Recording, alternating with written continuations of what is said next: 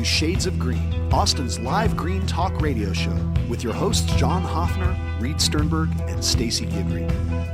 We are live each Thursday from 1 to 2 p.m. here on KOOP Hornsby, Austin 91.7 FM and streaming live at koop.org. Join us on Facebook, or you can check out podcasts of previous shows online at shadesofgreenmedia.com. The views expressed here are not necessarily the views of KOOP Radio, its board of directors, volunteers, staff, or underwriters.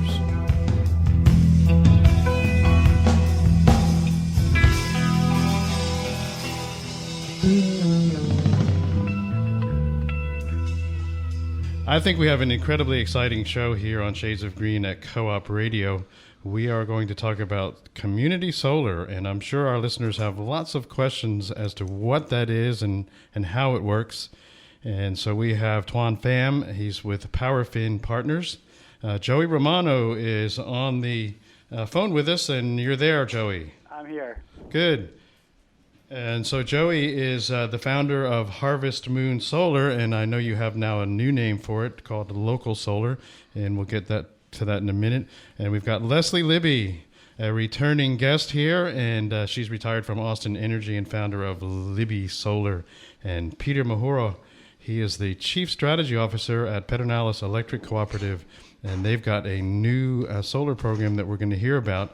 So maybe we'll start with Leslie, our returning guest, and tell us a little bit about you and then what your definition of community solar is.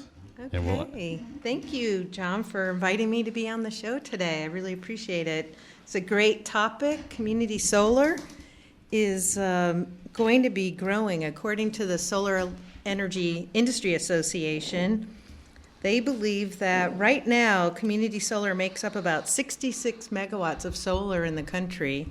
And over the next 5 years, they expect it to grow to 1.8 gigawatts. Wow. Well, good. I'm glad you brought those stats. I was going to look something up last night, but you obviously found it. So 66 megawatts now, and will grow to 1.8, yeah, 1,800 megawatts. Yes. And so let's, first of all, frame up the distinction here between, as opposed to utility scale solar or residential solar. We're talking about larger parcels of solar being shared among multiple community partners. Is that? That's right. So there's a central plant, a central solar plant that folks can buy into one way or another. There are several different ways you can do it. Utilities offer programs where you can subscribe to a share.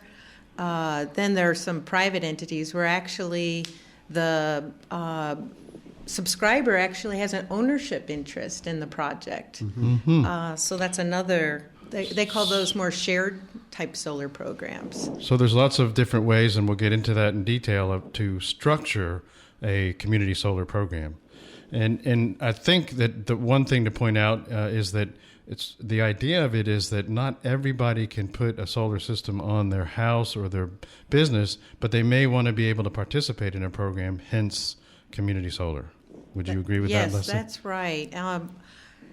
From the focus groups that I've been involved in and the surveys I've been involved in, the main motivator for customers to want to engage in solar is they look at it as an investment and they look for a return on their investment over time.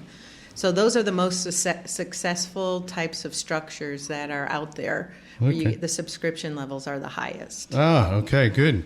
Well, let's get to one of your fellow utilities, a little bit different, a electric cooperative, and Peter Mahura from Pedernales Electric. Tell us a little bit about you and how you ended up your journey here at Pedernales, and we're glad you're here. Thank you, John, and you can tell I'm not from Texas, so but about 2 years in Texas and enjoying my time here at PEC. One of the things when we talk about community solar that is, I keep saying it's nothing new to cooperatives. The whole idea of a co-op was formed in the whole community power concept. So, if you look at the 1930s, they came in and put in their $5, $10